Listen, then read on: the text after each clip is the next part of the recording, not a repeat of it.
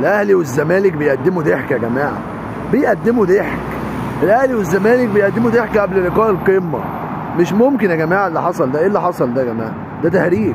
الزمالك كان مسيطر على الماتش وحرفيا ممكن يخلص الماتش ده 4-5، وحارس الجونه شال كتير لغايه اما كوره في الاخر بغلطه من محمد صبحي تك جون التعادل يخلي الزمالك لو اتغلب من الاهلي والاهلي كسب الماتش المؤجل الاهلي ايه يتصدر عليه.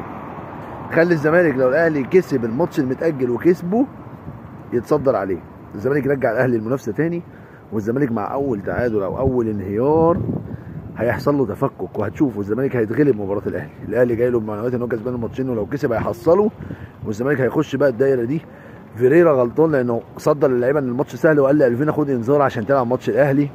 مبروك لجمهور الاهلي التعادل ده، بس احنا كده كده فريقنا اصلا وحش.